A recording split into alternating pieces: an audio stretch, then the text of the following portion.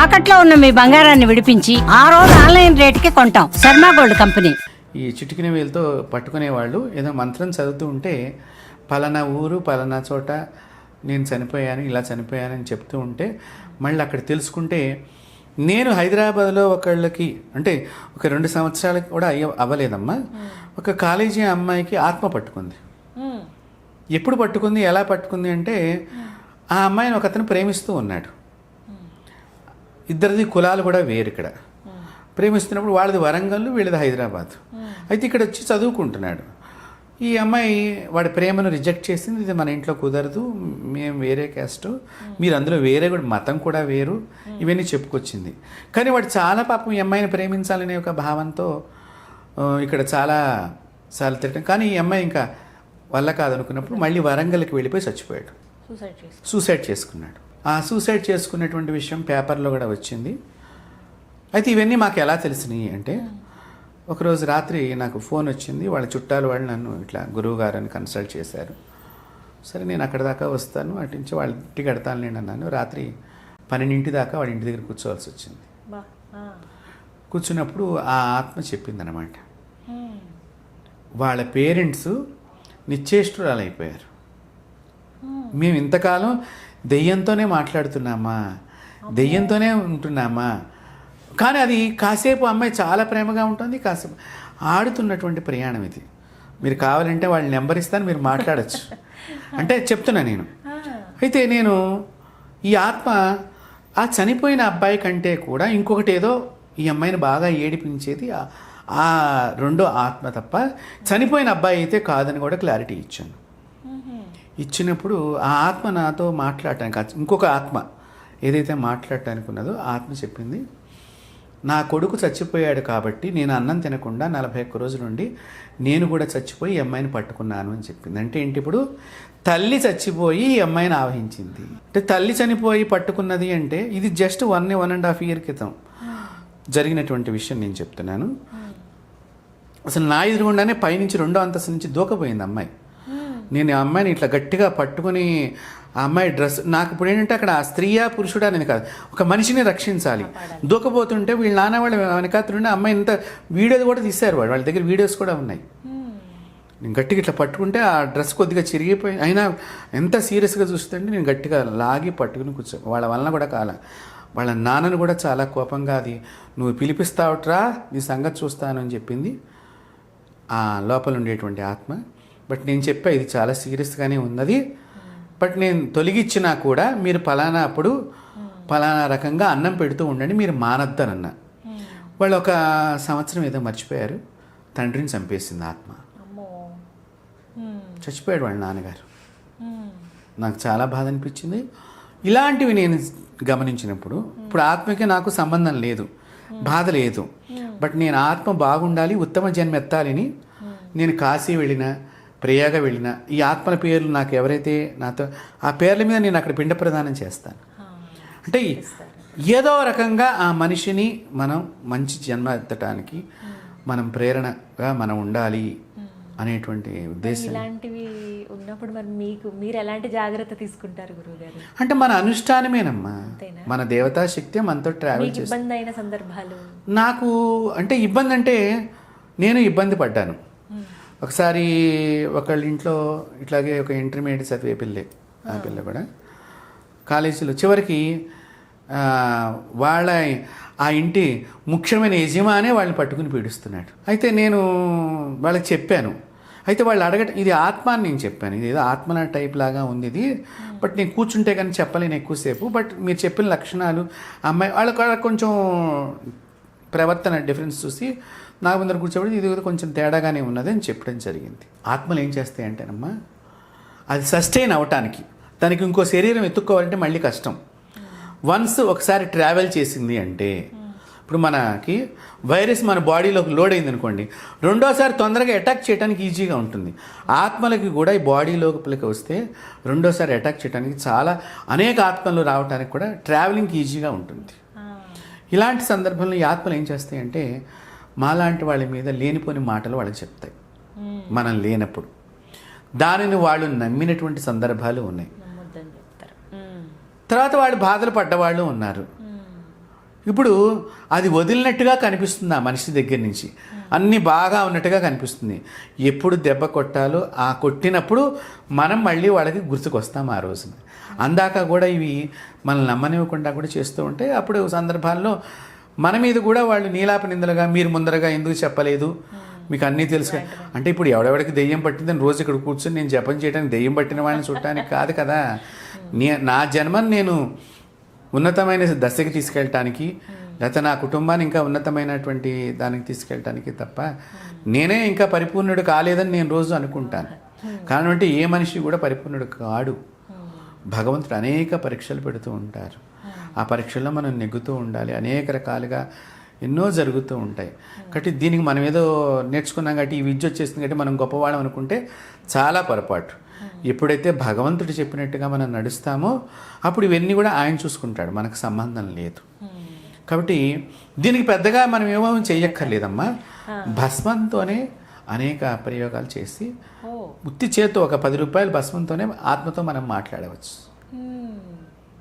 అంటే అలాంటి చాలా నా జీవితంలో నేను చూడటం జరిగింది. ఇప్పుడు ఇవి దెయ్యాలు. నేను ప్రయాగరాజ్ వెళ్ళినా, కాశీకి వెళ్ళినా పుణ్యాత్ములు స్నానం చేసేటువంటివి కూడా నేను చూడగలిగాను. అంటే మహర్షులు లాంటి వాళ్ళు, మహిమాన్వితమైనటువంటి శక్తి కలిగినటువంటి వాళ్ళు సూక్ష్మ శరీరం ద్వారా స్నానం చేయటం అనేది కూడా నేను గమనించడం జరిగింది. దానికి కూడా కొంతమంది నాతో పాటు కొంతమంది ట్రావెల్ చేస్తూ ఉంటారు. ఇప్పుడు వాళ్ళతో నేను చెప్తూ ఉంటాను, ఎవరు వచ్చారు చూడు, ఇట్లాగా ఉంటాయి అంటే తెలిసిపోతుంది ఆ వాతావరణం. ఆ సమయంలో ఆ ప్రదేశం, మనం నది దగ్గర కూర్చుంటే ఎవరు ఉండరు, కానీ అగరబత్తి వాసనలాగా వస్తూ ఉంటుంది. పవిత్రమైనటువంటి సుగంధమైన, అక్కడ ఏమీ ఉండదు. అది మనకి చిహ్నం అనమాట, వారు వచ్చినటువంటి పవిత్రులు వచ్చినట్టు లెక్క. అంటే అలాంటివి నేను చాలాసార్లు గమనించడం జరిగింది. అది పూర్వజన్మ అనుగ్రహం, భగవంతుడి అనుగ్రహం, ఈ జన్మలో తల్లిదండ్రులు ఇచ్చినటువంటి శక్తి అనుకోవాలంతే, గురువుల యొక్క అనుగ్రహం. చక్కగా చెప్పారు. అంటే కళ్ళకు కట్టినట్టుగా తెలిసాయి అన్నీ కూడా. ఒకటి గమనిస్తూ ఉండాలి మన జీవితంలో ప్రతి ఒక్కటి. ప్రకృతి, ముఖ్యంగా ప్రకృతి మనతో మాట్లాడుతూ ఉంటుంది. ప్రతి దానికి మనిషికి అహం వదిలేస్తే సమస్తము గోచరమవుతాయి. అహం అనేది వదిలేయాలి ఒకటి. రెండోది, భూకంపం వచ్చేదాన్ని వచ్చిన తర్వాత కొన్ని డిగ్రీస్లో ఇక్కడిక్కడ ఇది స్కేల్ పైన మేము గుర్తించామంటున్నారు. కానీ భూకంపం వచ్చింది, ఒక ఎలక గమనిస్తోంది, ఒక పక్షి గమనిస్తోంది, ఒక చేప గమనిస్తోంది. మరి వాటి దగ్గర ఏ మీటర్లు ఉన్నాయి చెప్పండి? అంటే భగవంతుడు ఉన్నాడా లేడా అంటే ఇదే ఆదేశం. ప్రతి జీవికి మీకు కూడా ఒక శక్తి ఉంటుంది, నాతో పాటు మీకు కూడా ఒక శక్తి ఉంటుంది. ప్రతి శక్తిని గౌరవించాలి. అందుకనే హిందూ సనాతన ధర్మంలో నమస్కారానికి తిరిగి నమస్కారం ఎందుకు చెప్తామంటే, నాలో ఉన్న శక్తిని నువ్వు నమస్కరించినప్పుడు నీలో ఉన్న శక్తి కూడా నేను నమస్కరించడం అనేది మన సంప్రదాయం. అంత గొప్పది మన సంస్కారము, సభ్యత కలిగినటువంటి సంప్రదాయం. కాబట్టి ఈ నమస్కారంతోనే ఒక్కొక్కసారి మీలో ఉన్న శక్తి కూడా నాతో మాట్లాడుతుంది. అలాంటి చనిపోయినటువంటి పీఠాధిపతులు, దివ్యమైనటువంటి పురుషుల్ని నేను సందర్శించటము, వాళ్ళు నాకు కొన్ని విషయాలు చెప్పడం, అలాగా వచ్చి నేను అవి చేయటము, అవి నేను చాలా ఆనందమైనటువంటి సంఘటనలు నేను గమనించడం జరిగింది. ప్రకృతిని మనం పరిశీలనగా చూడగలగాలి. అందుకే ఇన్ని కార్యక్రమాలు చేయగలుగుతున్నారు మీరు. చాలా సంతోషం గురుగారు, ధన్యవాదాలు.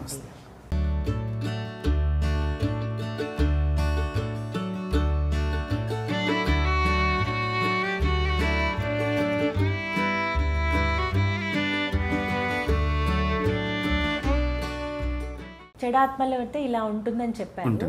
మరి మంచి ఆత్మలు వస్తే సంకేతాలు ఏవైనా తెలుస్తాయా? మంచి ఆత్మలు రావటానికి గల కారణాలు, సంకేతాలు అంటే స్వప్నం ద్వారా కనిపిస్తూ ఉంటారు. ఒకటి అంటే ఏదో అడగటానికి వాళ్ళు వచ్చినటువంటి భావాన్ని వాళ్ళు చెప్తూ ఉంటారు మనకి. అంటే ఒక్కొక్కసారి ఏమవుతుందంటే, ఇక్కడ రావటంలో మనం నాన్నగారి కార్యక్రమం మర్చిపోయామనుకోండి, నాన్నగారు వచ్చి నిలబడుతూ ఉంటారు. అయ్యో తద్దినం మర్చిపోయాం కదా, నాన్నది మొన్ననే కదా తారీఖు అయిపోయింది, అయ్యో మనం పెట్టలేదు కదా. ఇలా గుర్తు చేయటానికంటే వీడిని పాపము నుంచి తప్పించడానికి మంచి ఆత్మలు పిల్లల్ని రక్షించడానికి వస్తూ ఉంటాయి. ఈ విధంగా మనం గమనించవచ్చు. తర్వాత పితృదేవతలు, వాళ్ళని పితృదేవతా భావనగా వచ్చినప్పుడు ఇంట్లో ఆనందం పెరుగుతూ ఉంటుంది తెలియకుండా. తర్వాత ఏ చిన్న పని మొదలెట్టినా చాలా ఈజీగా, అసలు చాలామంది కష్టం అన్నారు, నాకు ఏంటో అట్లా అయిపోయింది పని అని అనుకుంటూ ఉంటాం. సో ఇట్లా పితృదేవతలు మంచి ఆత్మలుగా వాళ్ళు ఉండి మనం బ్లెస్ చేయడానికి, ఆశీర్వచనం చేయడానికి వచ్చినప్పుడు ఈ యొక్క ఫలితాలు మన ఇళ్లలో కనిపిస్తూ ఉంటాయి. కొన్నిసార్లు తరచుగా కనపడుతూ ఉంటారండి. అన్ని కార్యక్రమాలు జరుగుతున్న అంతా బాగుంటుంది, తరచుగా రోజు విడిచి రోజు లేకపోతే కొద్ది రోజుల వ్యవధిలోనే ఎక్కువగా కల్లో కనపడుతూ ఉంటారు. ఇక్కడ మమకారం ఒకటి వీళ్ళు వదలకపోయినా, వాళ్ళు వదిలించుకోలేకపోయినా కనిపించడానికి ఒక అవకాశం ఉంటుందని చెప్పడం జరిగింది. అంటే మమకారాలతో ఇప్పుడు చాలా మటుకు పూర్వకాలంలో కానీ ఇప్పుడు కూడా కొంతమంది ఉన్నారనుకోండి, అలాంటి వాళ్ళు చనిపోయిన వాళ్ళు ఆయన ఉంటే బాగా చేసేవారండి, ఆయన అయితే బాగా చెప్తేవాళ్ళండి, ఆయన అయితే ఇంకా బాగా చూసేవారండి, ఆయన వెళ్ళిపోయిన తర్వాత వీళ్ళు ఇష్టారాజ్యంలాగా అలా అనుకుంటూ ఉన్నప్పుడల్లా ఈమె ఎక్కడ అది బాధకి తెచ్చుకొని చచ్చిపోతుంది అన్నట్టుగా ఆమెకి నేనున్నాను అని చెప్పడానికి అన్నట్టుగా కళలో మనకి దర్శనమిస్తూ ఉంటాయి. అలా జరగటానికి అవకాశం ఉన్నది. కొంతమంది కోడళ్ళకి కనిపిస్తారు. ఇది ఒక సంఘటన నా దృష్టికి వచ్చింది. ఎలా వచ్చిందంటే, ఒక గుడిలో అర్చకుడిగా పనిచేస్తున్నాడు. ఆ పెట్టే క్రమంలో నేను అతనికి సహకారం అందించాను, ఆ గుడిలో చేసుకో బాగుంటుంది నువ్వు అని నేను చెప్పడం జరిగింది. అయితే అతను ఆ గుడి వదిలేసి ఇంకో చోటకి వెళ్దామనే ప్రయత్నంలో నాకు చెప్పకుండా ఆ గుడిని వదిలేసేయడం జరిగింది. అంటే నాకు తెలియదు, చాలా కాలం అయిపోయింది అతను పనిచేసి, మనం ఏదో ఉద్యోగం ఇప్పిస్తాం ఎక్కడైనా, చాలా అనుబంధం కూడా కొంచెం తక్కువ. ఎవరెవరికి మనం ఉద్యోగం ఇచ్చిన ప్రతి ఒక్కరు మనకు మాట్లాడాలని మనం పెట్టుకోం కదా. అలాగా ఒకరోజు సడన్గా వచ్చి మా అత్తగారు రోజు కల్లోకి వచ్చి మీ దగ్గరికి వెళ్ళమని చెప్తోంది గురువు గారు అని చెప్పి వాళ్ళు కొడుకును కోడలు నా దగ్గరికి వచ్చారు. ఎందుకనమ్మా నా దగ్గరికి ఎందుకు వచ్చారు అని అంటే, మీరు అక్కడ పని చేయటం లేదా ఏంటి చేస్తున్నారంటే, అక్కడ పని చేయట్లేదండి, మేము బయటకు వచ్చేసాము, వచ్చిన కాడి నుంచి ఆవిడ వచ్చి బాధిస్తోంది మమ్మల్ని మీ దగ్గరికి వెళ్ళమని. అంటే ఏంటి, వీళ్ళు బయటకు వచ్చిన తర్వాత వీళ్ళ పరిస్థితి బాగాలేదు, నేను పెట్టిన చోట బాగుంది. సో మళ్ళీ దిక్కును చూపించడానికి ఇలాంటివి చేస్తూ ఉంటాయి కొన్ని ఆత్మలు. కాబట్టి మనం దాన్ని వాళ్ళకి ఏదో భృతి కల్పించాలని చెప్పి మరి మానేసినప్పుడు మరి కనీసం ఒక మాట కూడా చెప్పలేదు ఏమిటి, మరి ఇప్పుడు ఆవిడ కల్లోకి వస్తే కానీ నా దగ్గరికి రాలేదా అని నేను అడగటం జరిగింది. అంటే రూఢీ చేసుకుంటానికి. లేదండి నాకనే కాదు, ఆ అబ్బాయి చెప్పాడు, మా చెల్లెలు కూడా అలాగే జరుగుతోంది. ఇప్పుడు కోడలకు వచ్చిందంటే ఏదో ఈవిడేదో అంటే మనం ఈవిడ అబద్ధం చెప్పి వచ్చిందో లేకపోతే ఏదో మనం ఆలోచించేయడానికి మనం అనేక రకాల క్వశ్చన్లు వేసినప్పుడు ఆ ప్రక్రియలో భాగంగా వాళ్ళు చెప్పుకుని కొన్ని సిగ్నల్స్ ఆన్సర్స్ అన్నీ కూడా దానిలో నాకు భావనంగా ఆ అత్తగారు అయితే మాత్రం వచ్చి చెప్పడం అనేది వాస్తవం జరిగింది. అంటే భృతిని కల్పించడానికి కూడా ఆత్మలు, మనకి ఉద్యోగాలు ఇప్పించడానికి కానీ మనకి కష్టాన్ని పోగొట్టడానికి కూడా ఆత్మలు అనేక రకాలుగా కనిపిస్తుంది. రక్షణగా ఉంటాయి. ఒక్కొక్కసారి ఆత్మలు మాకు ఏం కావాలని కూడా ఆహారం అడుగుతాయి, ఎన్ని కేజీల ఆహారం కావాలని కూడా అడుగుతాయి, ఎలాంటి ఆహారం కూడా కావాలని అడుగుతూ ఉంటాయి. తమో గుణంతో అవి ప్రవర్తించేటువంటివి. ఒక్కొక్కసారి ఈ ప్రేమ విఫలమైనటువంటి వాళ్ళు ఆత్మహత్య సదృశ్యం కార్యక్రమాలు చేసేటువంటి భాగంలో వారి ఆత్మను తొందరగా ఎక్కువగా సంచరించే అవకాశం ఎక్కువ ఉంటుంది. వాటి నుంచి ఎక్కువగా మనుషులకు ఇబ్బంది కూడా ఉంటుంది. తర్వాత బలవన్మరణాలు అనేక కోణాల్లో, ఒకటి ఈ ప్రేమ అనేది కాదు, అనేక కోణాలు అనేక విషయాలలో. రెండవది పెద్ద పెద్ద ప్రమాదాలు జరిగి ఎక్కువ మంది ఒకేసారి మరణం పొందటము. ఇప్పుడు మనం చాలా కాలం అలాంటి వాటిల్లో కూడా అది బతకాలనేటువంటి తాపత్రయం ఉంటుంది. చనిపోయే క్షణంలో మనం బతికించలేనటువంటి సమయంలో అలాంటివి కూడా ఆత్మలై మనల్ని పీడిస్తూ ఉంటాయి. అలాంటివి నేను చాలా గమనించడం జరిగింది. చాలామంది నా దగ్గరికి వచ్చినటువంటి వాటికి దాని నుంచి విముక్తులను చేయటం జరిగింది. అవి నాతో మాట్లాడినప్పుడు నాకు చెప్పినటువంటి విషయాలు, దానికి సాక్ష్యాలు కూడా మనుషులు వాళ్ళ ఇంట్లో ఫ్యామిలీ అందరినీ కూర్చోబెట్టి నేను మాట్లాడిపించాను. ఆ మనిషి లోపల ఉండి అది మాట్లాడుతూ ఉంటుంది. అది వెళ్ళిపోయేటప్పుడు అమ్మా, ఆత్మ వెళ్ళిపోయేటప్పుడు నాకు నేను వాళ్ళ ఇంట్లో కూర్చొని జపం చేస్తున్నాను, నెమలి మన దగ్గరికి వచ్చింది. అంటే శుభసూచకం, అంటే భగవత్ శక్తి ప్రవేశిస్తోంది. అలాగే వీళ్ళ మీద నుంచి వెళ్ళిపోయేటప్పుడు అది ఏదో ఒకటి చేసుకుని వెళ్ళిపోవాలి. వాళ్ళ ఇంట్లో వాళ్ళు పల్లెటూళ్ళలో ఉంటారు, కోడి చనిపోవటము తర్వాత పాము ఇంట్లోంచి బయటికి వెళ్ళిపోవటము, ఓ ఇవన్నీ చిహ్నాలు అన్నమాట. ఆ, చెడు వెళ్ళిపోతుంది అని చెప్పడానికి చిహ్నాలు. ఇలాంటివి నేను చాలా గమనించున్నాను. ఇదేదో పల్లెటూళ్ళలో నమ్ముతారండి, దెయ్యాలు పట్టణంలో ఉండరండి అనుకుంటారు. కానీ పట్టణంలో కూడా చాలామంది మీద ఆత్మల ప్రభావం ఉన్నది. అది నేను చాలామందిని గమనించి, మీరు పలానా చోటకి వెళ్ళండి అని. నేను మామూలుగా చాలా సింపుల్ సిటీగా నేను ట్రావెల్ చేస్తూ ఉండేటప్పుడు కూడా బస్సుల్లో కానీ రైల్లో కానీ గమనించినప్పుడు వాళ్ళు ఇలా ఇంకా అదొక రకంగా చూస్తారు. అది అర్థమైపోతుంది, ఆ, మనం ఆహా. వీడు గమనించాడు అనేటువంటి భావన.